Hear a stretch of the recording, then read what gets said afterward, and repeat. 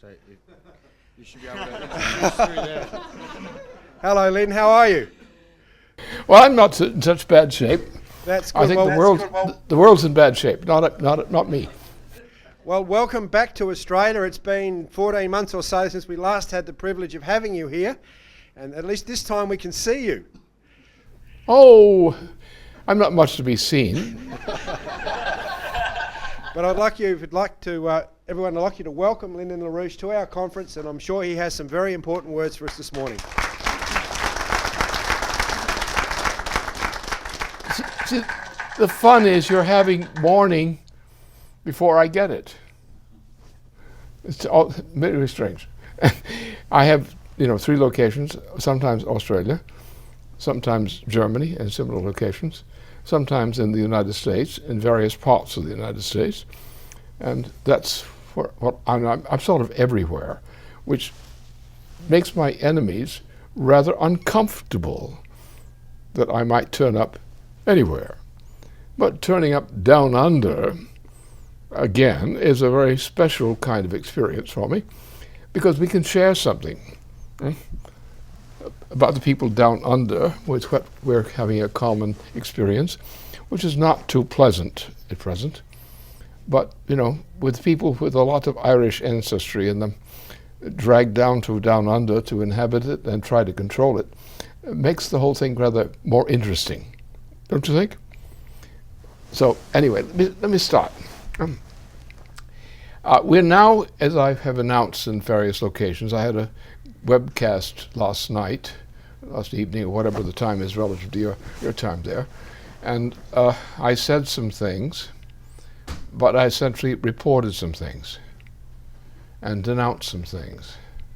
We're now on the verge of what promises to be, we might avert the problem somehow in the present time, but promises to be the greatest financial collapse the world has ever known. It's coming on right now. It could be this week or next week. It could be 2 weeks down the line, but not much longer unless certain changes are made. The whole world system is presently hopelessly bankrupt. Now, I suppose some of you keep track of what's going on in the British Isles, especially in the United Kingdom. And I can tell you, the place is about to blow. All of Europe is about to blow. I'm not talking about down the line sometime. I'm talking right now.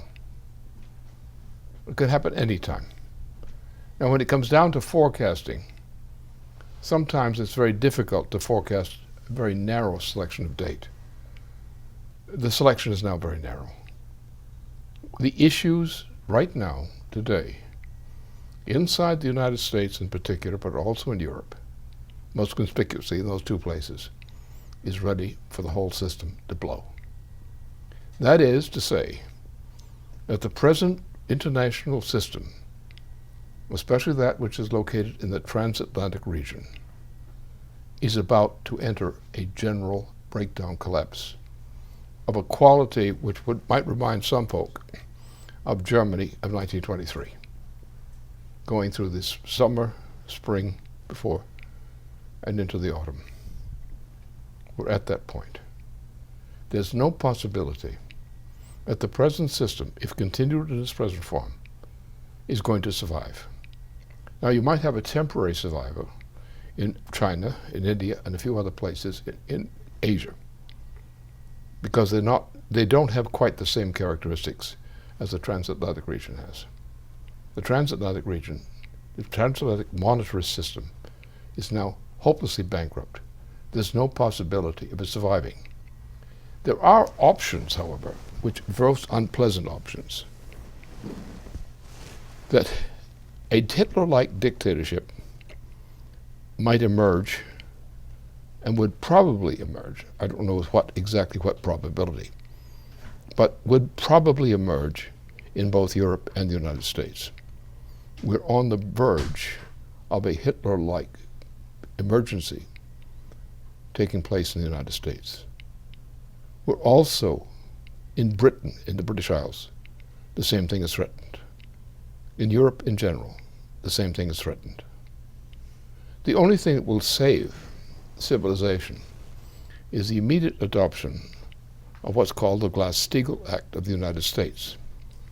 And, now, to understand this, you have to know that the Glass-Steagall Act is a peculiar law, characteristic of the United States as a nation state, or what became the nation state known as the United States, not just the United States as a 17 colonies now turned free, but there's a constitutional change from the colonies now become nation states to a sovereign nation state based on not a monetary system but a credit system. The point of this whole thing is that what's considered a monetary system is now become impossible. It cannot survive. The only possibility of survival is the replacement of a monetary system by a credit system consistent with the Constitution of the United States. What's happened is a great bang of trash, absolute trash. Trash upon trash upon trash upon trash. What's in the international monetary system as a money system is now hopelessly bankrupt. You see, they've been out there building up debts, but they have not been building up the means to pay those debts. Most of the money in the world today is purely fictitious, even by monetary standards. That is, the mass of debts out there, accumulated debts, far exceeds any possibility in the future of mankind to pay these debts.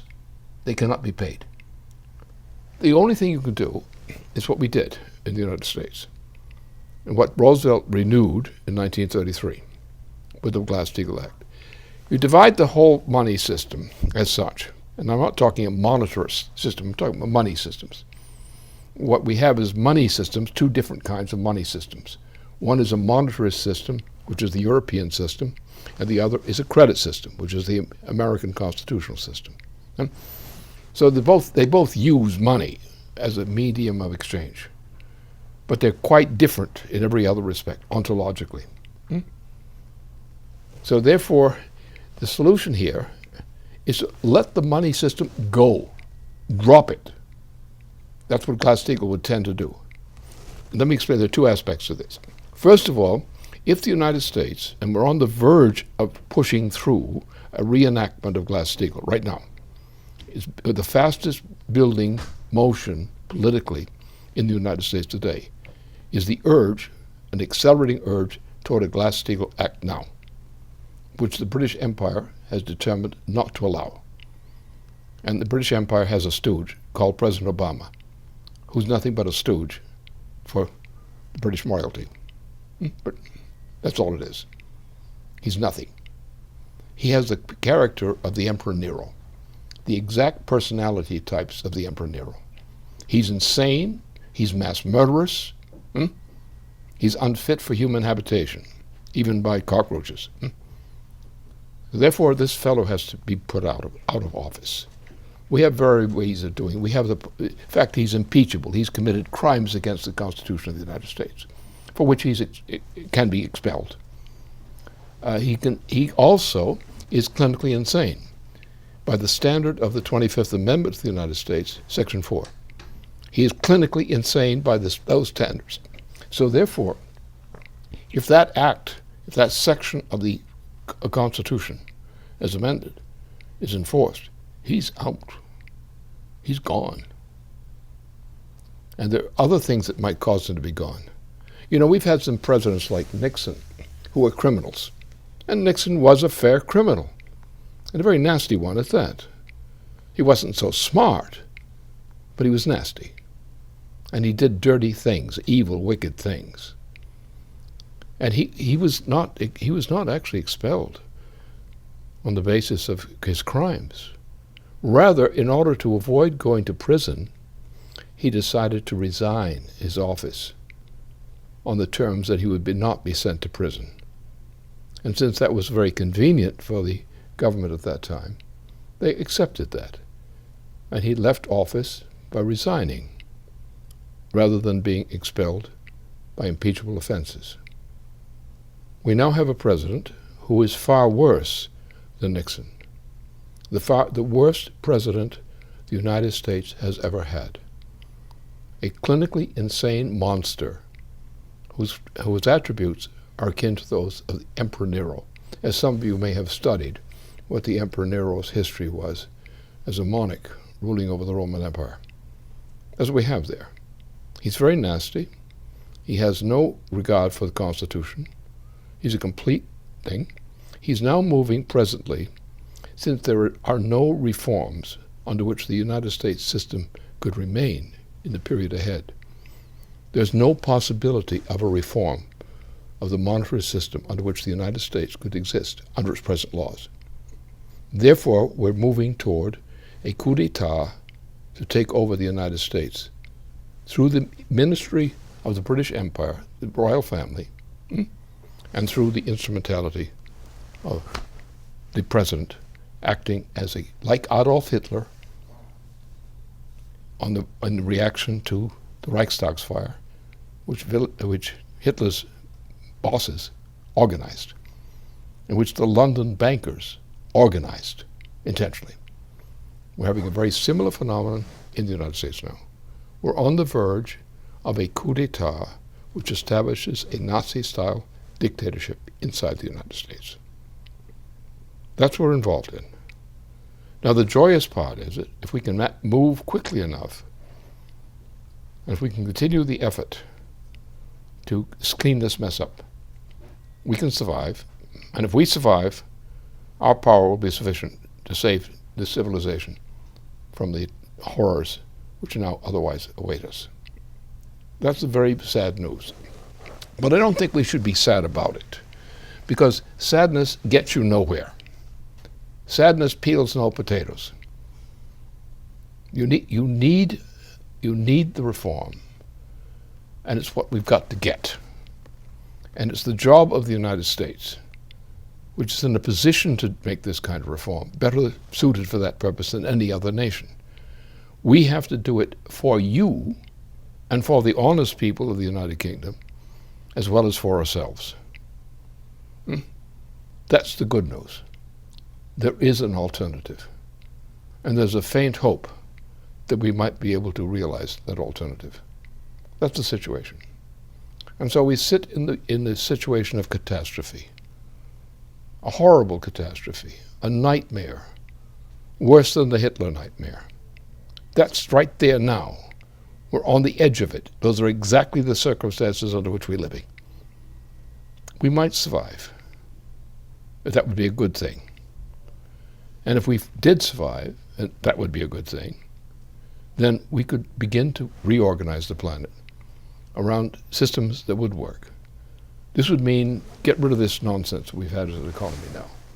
Go back to what was done, say, in Ireland, by the government of Australia, back during World War II, in which there was an alliance between the United States and Australia, and particularly in the Pacific waters in that region.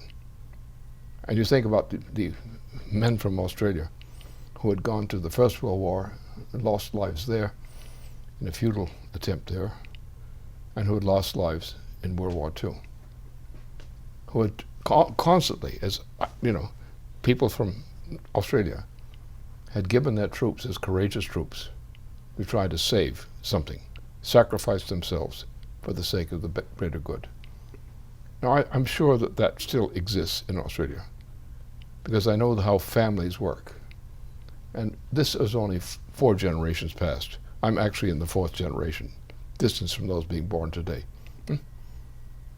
And those of us in that generation, whether from Australia or from our own country, and with other countries, have a common cause in victory. And the degree we have a spiritual agreement on a common intention as people, we increase the possibility of a general solution for this planet. It means we don't believe the kind of nonsense been told to us about carbon dioxide. All the damnation of carbon dioxide is a lie. There's no truth to it. The idea of a system, of zero growth system, the idea of these kinds of ideas, they're all nonsense. They're utter nonsense. They're scientific rubbish.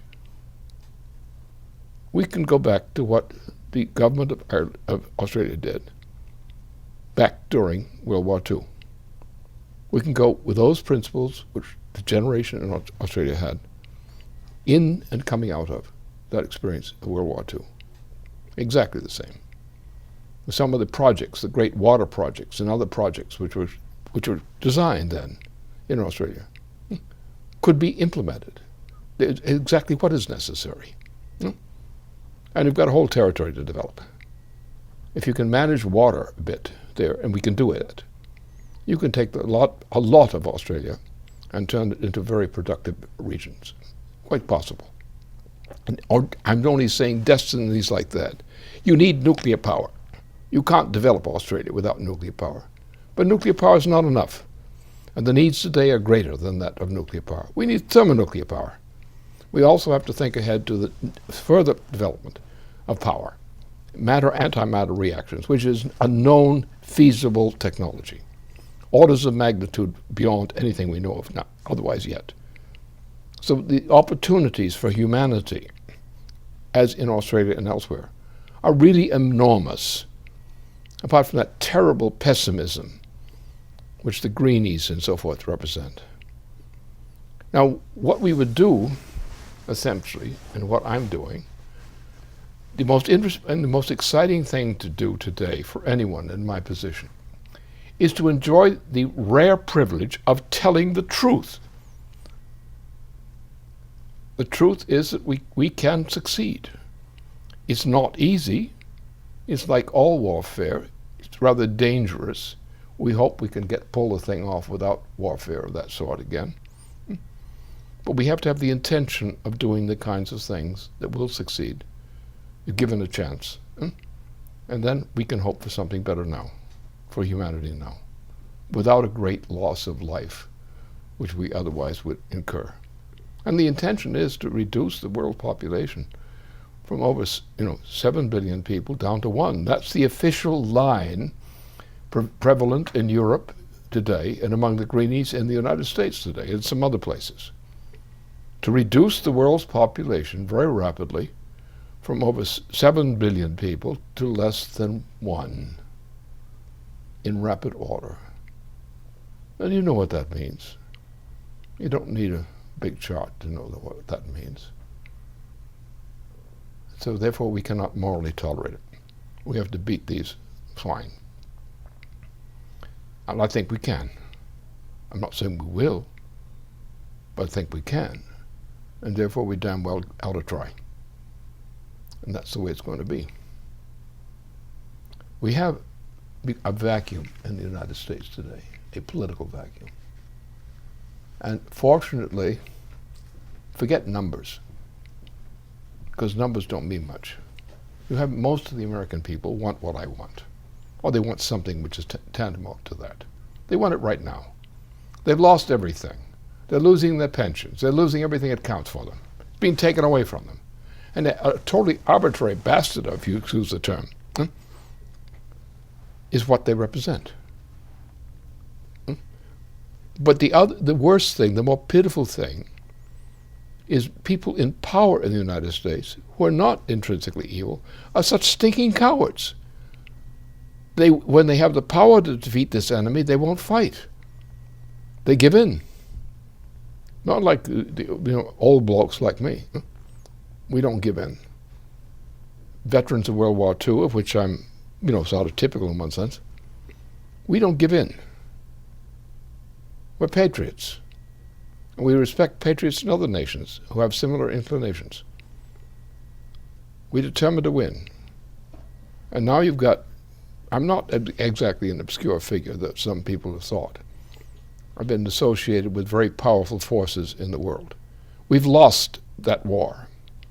We lost the SDI effort, in which I was the instigator of the SDI effort. And I enlisted the whole peoples from the German military forces, retired generals, from the French military forces, and such as retired generals, from Italian forces, such as retired generals, from people in various parts of the world, influential people inside the United States, a whole generation of people who represented the OSS during World War II, or the surviving part of that. They came together with me and accepted my program for an SDI. We had whole sections of the Soviet Union, of people in it, who were for that thing and for a peace based on that kind of agreement. All kinds of people joining in it. It was taken away from us. It was taken away from us by the stupidity and pitifulness of the baby boomer generation in the United States, which allowed this to happen.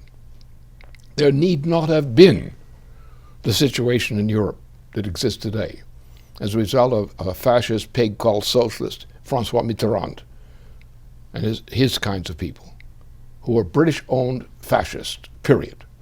Just exactly that. A fellow who was properly arrested in New York City, who was a Mitterrand man, one of his heirs, and who apparently beat up prostitutes as a kind of special entertainment of himself. And these kinds of rot were running pretty much the Europe. Now we've come to a point where right now, at this time, as we sit here and speak together, there's a riot going on in the political processes inside the United States. And there's a possibility that some people might show enough guts under the circumstances now presented that we might just do the right thing. And a lot of the problems that you are not yet seeing in Australia would be solved before the problem reaches your shores. That's possible. So I think there's only one thing to do in a situation like this. We're in a situation tantamount to Great War in terms of the nature of the threat. That's the fact. The fact is not going to go away by itself. Unless we do something appropriate about it, the fact is going to be inevitable. It'll hit. There's not something that's going to pass over. We're going to have to deal with it square. Right now. But if we have the attitude, as I think many of you gathered in the room do right now, we have the attitude that we're concerned not only for Australia or for some other countries such as the United States, we're concerned really for humanity. And, you know, people who were shipped here from Ireland as virtual prisoners have turned out to make something of themselves here in Australia. We have something good in Australia and in other countries. We have to preserve it. It may be weak, it may not be adequate, but it's what we have. And we're best suited to hold on to it and go out from there to some of the projects which are necessary to make something of what the potential is now. So I can only give you the voice of optimism because it's the only thing worth working about. It's not an illusion. We could win. The forces exist. We could win. Are we going to win? I don't know. I don't know. But what do? I do in the spirit of any veteran of World War II who was worth anything. I do what I must do. I do my duty. And fortunately, I have a deep-rooted heritage inside the United States, and it also spilling over into some other countries. I'm not an isolated individual. I'm a very significant individual. I'm in the nightmare of our enemies. Right? Very much so. They spend a lot of money on me. It doesn't work. There are too many good people left in the United States, including some people with a lot of power at one time or another behind it. We're going to stage a fight. I'm optimistic as hell, as it might be said. I think we can win. And it's the only thing worth thinking about. It's the only thing taking on. And the important thing is to make the best effort and hope that the effort prevails. So the only way to look at this, if we lose, there's nothing for us to think about. So therefore, the only thing that's worth thinking about is winning. And that's been experienced in Australia before. And I think that's the way we ought to think. It's the only way worth thinking. And I'm going to put on a good show for you. in the coming days in the United States. I'll go up or I'll go down. But I will do everything to go up. And there's nothing else worth thinking about. Winning is the only thing worth thinking about. And that may not be the best news I could give you, but I can't give you any better. And the best thing is to think about winning rather than wasting your time thinking about losing. So, back to you.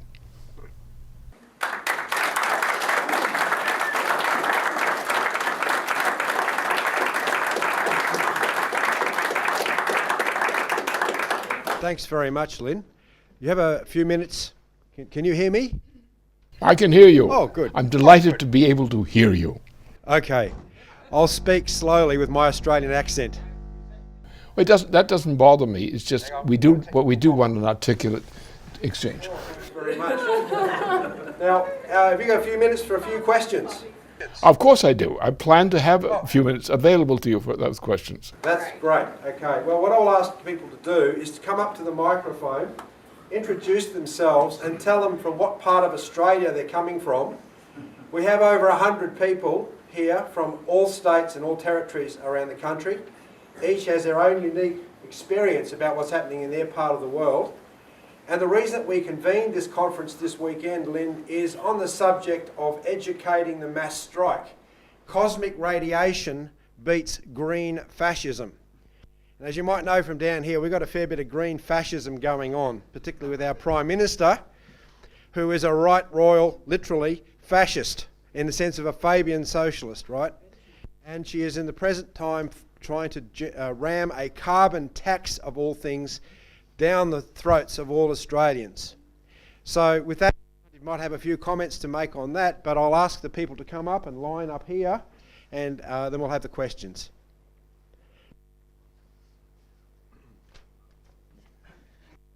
Good morning, Lynn. It's an absolute pleasure and honour to listen to you.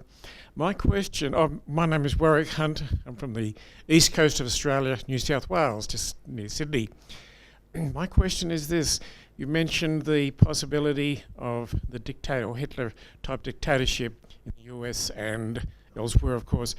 Do you have any idea of the type of people in the US or names that may be involved in this?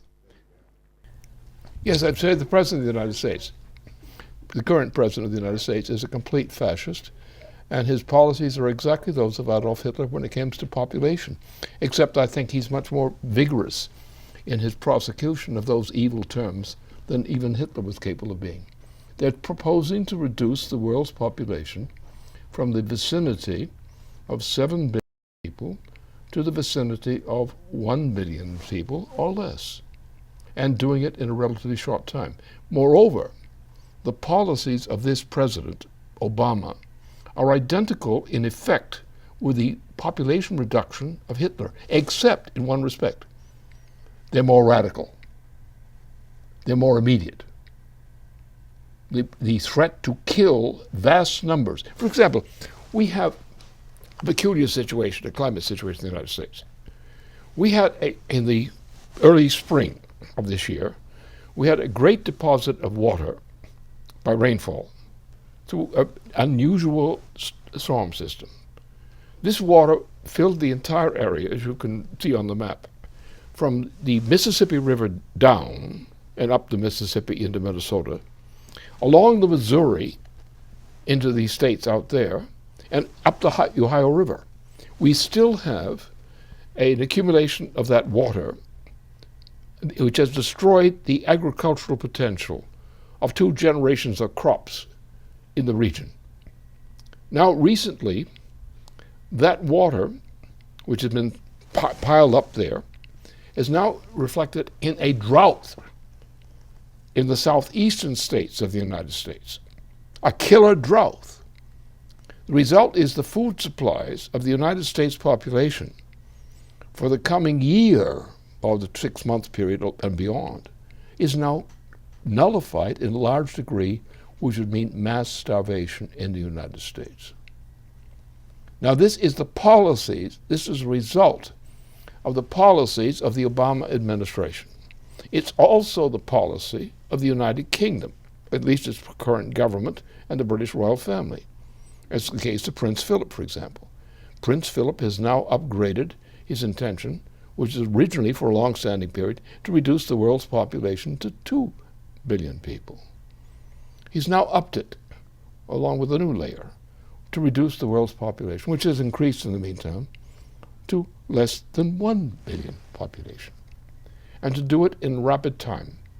Not only is it the intention to do that, the implementation is already in place. Now, for example, the hoax is an actual lie of environmentalism. This whole thing is a complete lie. And it's done under what's called the ancient oligarchical principle, which has motivated this, first of all, lowering the energy flux density of production of goods, agriculture and manufacturing and so forth, all being lowered and ruined. The population being made more stupid through bad educational systems, which have deteriorated greatly in the recent period, have been lost through the industries and agriculture, which would supply a good quality of production. Australia has been largely looted from the inside by the British Empire, by the extension of policies long associated with Prince Philip and others, the old, genocide policies, the same genocide policy which the British monarchy stuck into Germany. They did it. They planned it. They ran it. And the same crowd in Europe and in the United States which did that is back doing it, but bigger than ever. So unless we defeat these characters, we don't have much, do we? So what we can rebuild. We have technologies. In Australia there are people still with some of these technologies, which are not being much used. But you take that recent conference, which is actually, in my opinion, largely a farce, in which the only quasi-sensible people in the whole affair were people who were put last in the list of those who were allowed to speak. After all, the damaging, brain-damaged people had done their damage beforehand. This policy, which is throughout the world today, is a policy of genocide. It's the stated intention of the leading nations of Europe today, at least by their governments, to impose a reign of genocide upon the peoples of Europe and the peoples of Africa and other places. We have a policy in the United States of genocide, of population reduction. It's already in progress. And this is what we have to fight against. And it's only our courage and determination to condemn and block these things and replace them with good things, which is our only hope. And it's a cause. It's a cause. It's the cause of humanity. It's the cause of civilization. And I'm fighting against that.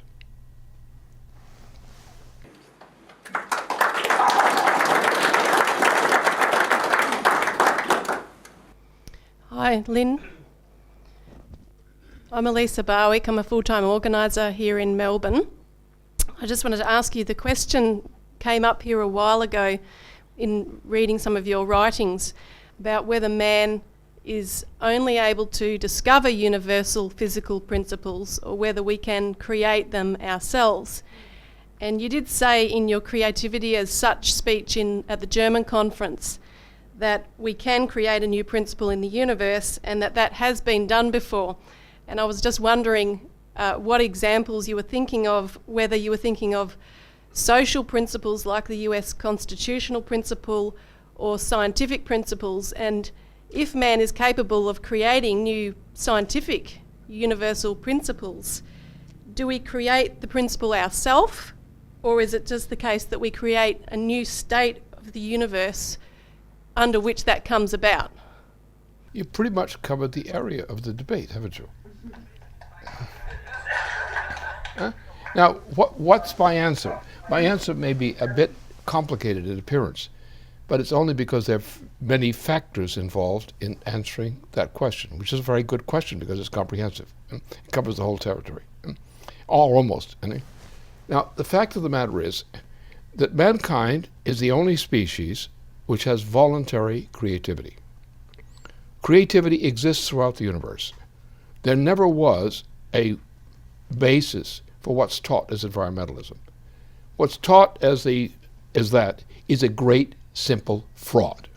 The entirety of the environmentalist movement is one great anti-scientific fraud.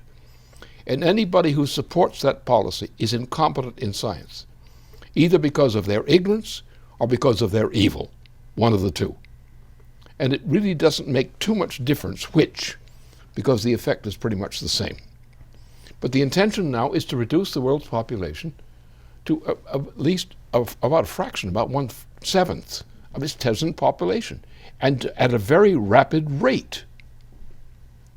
A rapid rate of extermination of human beings, much more rapid than anything Hitler undertook. And it was the same crowd in Britain who came up with this crazy law of environmentalism. That stupid bloke, Darwin, a complete fraud, useful for nothing. No science in him, but a lot of other rubbish in there apparently, and that sort of thing. So therefore, the fact is, first of all, the second law of thermodynamics never existed as a reality. It's a fraud totally from top to bottom. If you examine, as we have, for a better part of 1 billion years of life on Earth, what the characteristic has been, first of all, that the potential population density of various kinds of species of animal and plant and so forth has increased constantly throughout what we know of the nearly 1 billion years of the galaxy which we inhabit as part of the solar system is part of the galaxy. And it dances around, the solar system is sometimes down under, I don't think we'd call it Australia, but it's down under the galaxy, the galactic plane.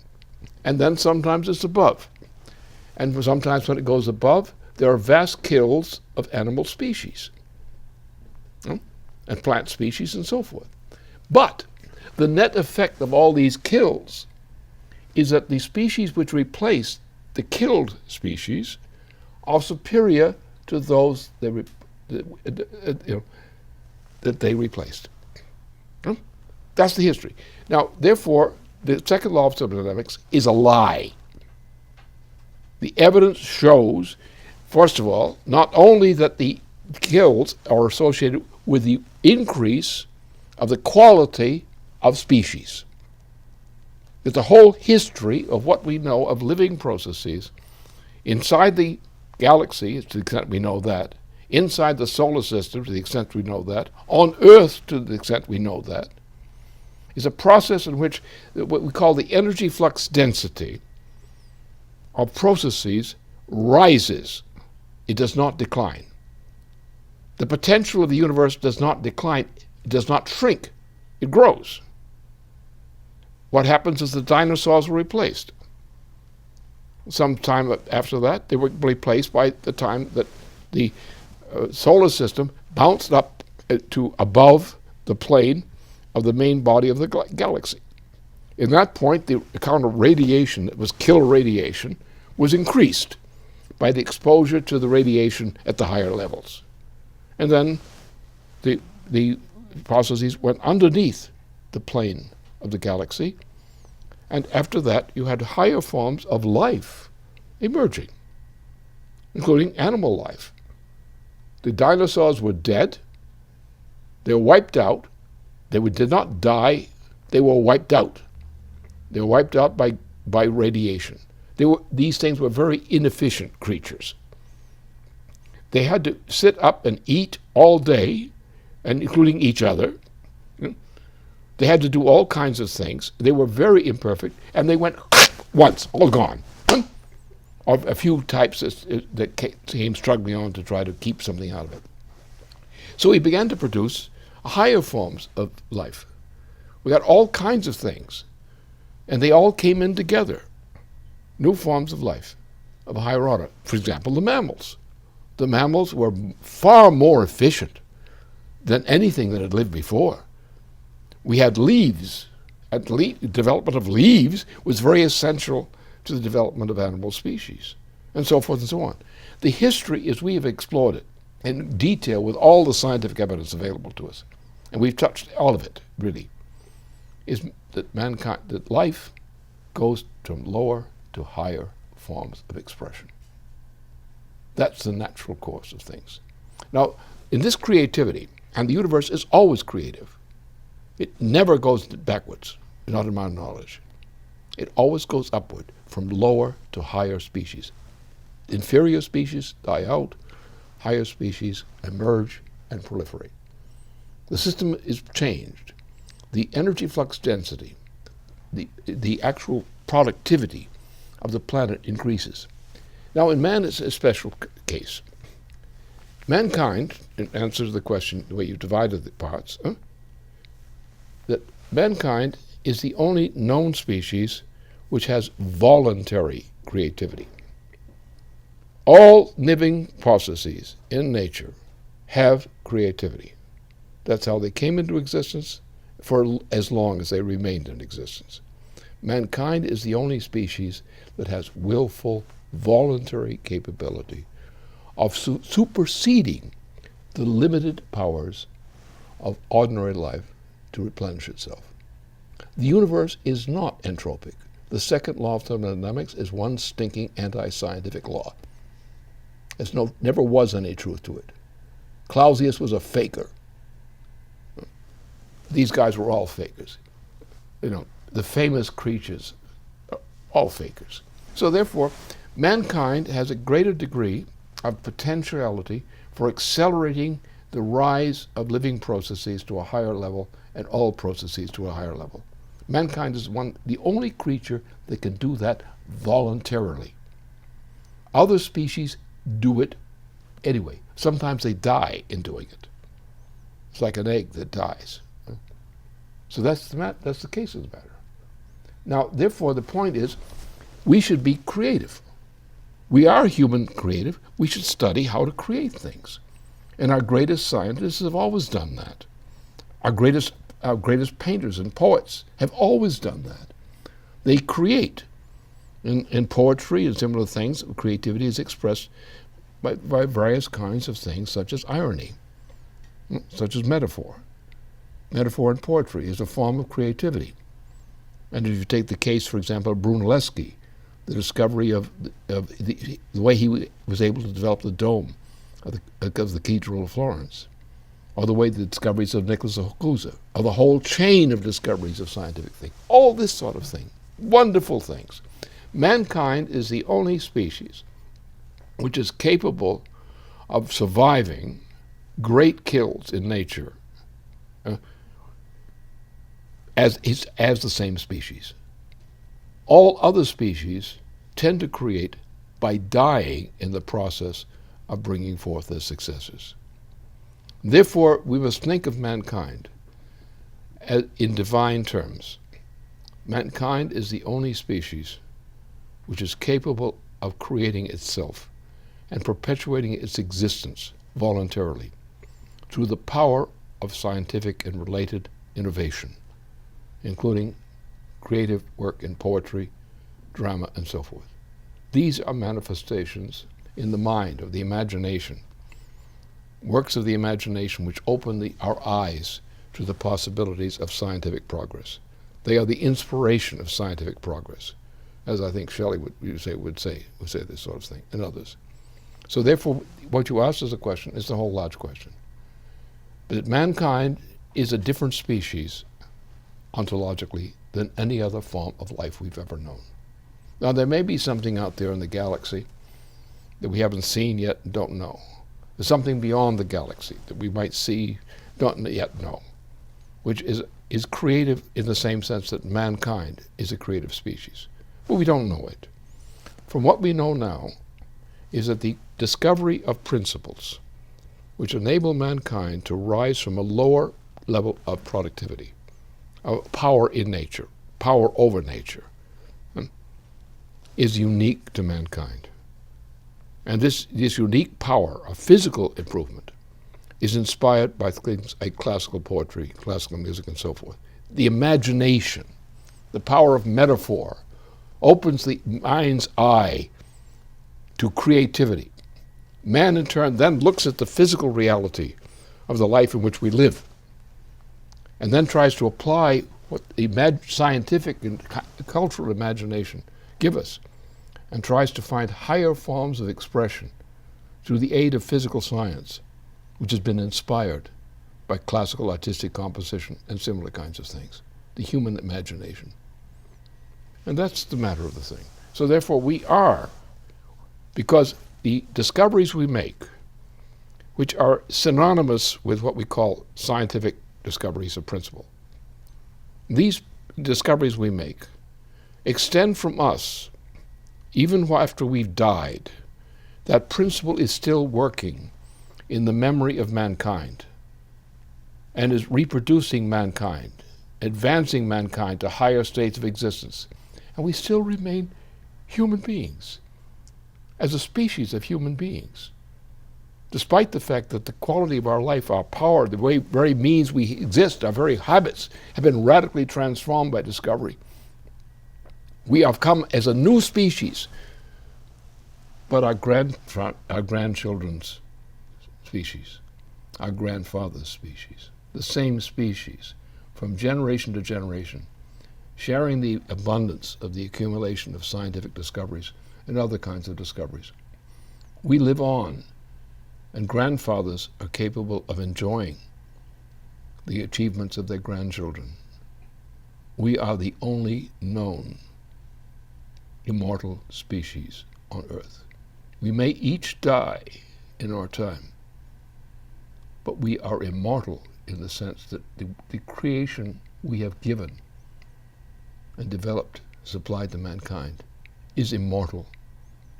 And we can die with the knowledge that there was meaning to our having lived. There was a human meaning to our having lived. And it's that beauty that gives us morality. It's that sense of things that give us our morality, our love of life, our pride in our children, our pride in our determination that our children shall be more powerful than we are, that the generations coming after us shall succeed in what we were not able to accomplish. And we can go to our death with confidence that the human species, unlike all other known animal species, that the human species is an immortal species, in which the individual may die, but does not die alone, but lives in the heritage of humanity. And that's the point of view which I express.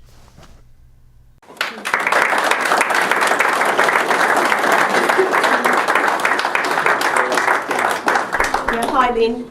My name's Anne Lawler, and I'm the national chairman here with the Citizens Electoral Council.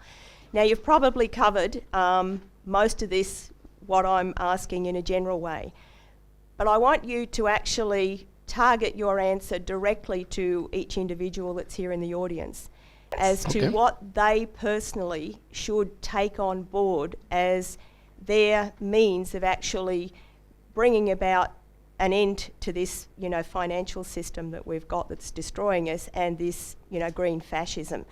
Now, they're both arms, as we know, of the same enemy. But what do we have to fight within ourselves to really be effective to bring that about? The first thing is expressed by the greatest literature and song. It's the creative work of art, truly creative work of art. Because in great art, there's a prayer built into that, or an implicit prayer, that mankind shall survive, in the sense that the meaning of our lives, as expressed in the benefit passed on to others, is the great legacy which defines us as human. Because we are consciously human, we are consciously creative, and properly instructed, we are devoted to the future of our descendants, which means the future of the very species we are. We're the only species which has the ability to a conscious sense of immortality. This is the basis for human morality. And that's what we pretend to. That's the most essential part of the thing. Now, what we have to do with that power is turn then from great poetry, great art, and so forth, to physical science. Now, physical science, you don't have to be a scientist to be involved in physical science. You have to make a contribution to the furtherance of that, to the realization of that. And that's it. What we want to do is like take the territory of Australia. I know, as some Australians have also stated, that what is considered a vast desert area can be developed, can be a power in the universe, a place that can present something much more powerful than it is today. And therefore, the mothers and children can alike celebrate the fact that something better is coming after us. Mummy, why are we living? Mummy, what happens when Daddy dies? These are the questions by which we identify ourselves, the kinds of questions we identify ourselves, the answers we try to give to children, and the good answers which are successful, which we can hopefully give to children. That's the true destiny of an immortal species, of mankind as an immortal species. An immortal species of people who die, but whose efficient effect on their descendants is part of life afterward. And they can die with the dream of the future life which was embedded in their part in making it. That's the essential thing, is that sense of morality which gives us the courage of soldiers, which gives us the determination to make things better, meaning to celebrate the Creator in the power given to us as the only known, to us presently, the only known immortal species. Isn't it much better to be an immortal species than an animal? Isn't that a destiny which is far greater than any other gift could be given to us? To know that although we must die eventually, that the fact that we have lived will be a permanent part of the future of a living species. That's the thing that you count on when you're faced with the greatest dread.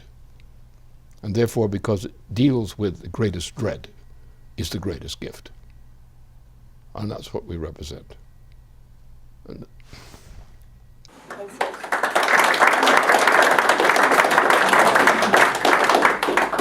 Lynn Morris Hetherington, we go back a long way. I'm the lad that gave you the pair of kangaroo hide boots. I remember that. I do remember. Your father was a bootmaker and you said you couldn't get decent boots. Long time ago. Queenslander, central Queensland, inundated with enormous floodwaters and havoc, coal mines everywhere, and now the big concern is the drilling for the gas. One of our great assets in this nation is the artesian system. I believe strongly that they will ruin the aquifers of our water. My big concern today, of course, is foreign ownership of buying up this choice land, which I doubt you could do in other countries, I'm not sure. But some of this country, like China, bought 42 choice farmlands with aquifers up to 20,000 gallons of water underneath, to drill and carry on. So I think it's too late to shut the gate now. The horse has bolted. The economic thing, as you said. But my task, I'd just like to say thank you for who you are and what you've been to me and the group. I'm certainly a better person for having met you a long time ago. And I doubt if I'll get back over the other side. Airline travel's starting to be a bit limited. But thank you for... I gained the opportunity to think out of the colonial square, and you're responsible for that. Thank you very much. Thank you very much. It's most delightful. I do remember you quite well over these years.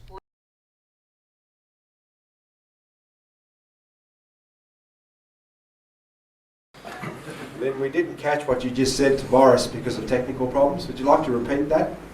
I say, I deeply appreciate, I remember very well what his visit to me and the things that went along with that. We had a great fun. We had great fun at that time, and being an immortal species, as I just emphasized, we who approach limits of mortality and who are about to enter mortality are very pleased by these things. These little touches, which are human touches, strictly human touches, are blessed as far as I'm concerned. I appreciate them very much.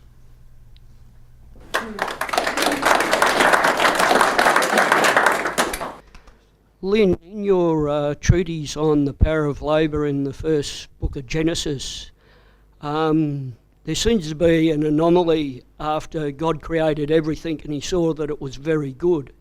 Is there such when he gets up and does it again on the seventh day? Yes, it is. I can assure you, I have a personal knowledge of this. Yes, it's true. I assure you it's true. As a matter of fact, the first chapter of Genesis is the only part of the Genesis that I really believe in.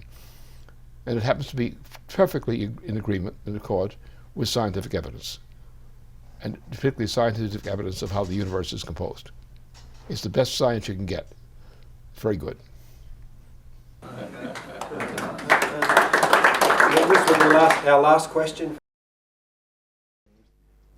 First of all, I would like to thank you, personal, what you give to the world today and to us.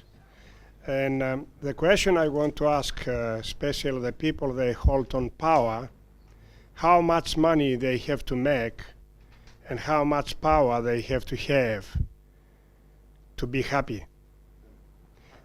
And this is a lot of times I thought about it, and the first, when we done the case of Nuremberg, why they didn't punish the real people, the people they was responsible behind Hitler, and punish only Hitler and his people. But it doesn't matter how much money they have, and it doesn't matter how much power they have, one day they have to think what is next for them. Thank you. Well, they will not be part of the immortal species, and that's enough. We will be rid of them with no need to remember them. Whereas those of us who do good deserve to be remembered and will in one fashion or another be remembered, if not in name, at least in principle, is that there were people then who lived then, who gave their lives for a good cause. And that's it. To know that one has lived a good life is sufficient grounds to be happy, even if nobody else knew it. If you know that your life is a good life and you're contributing to a good life for mankind, you have nothing to apologize for. You've done your job. Thank you.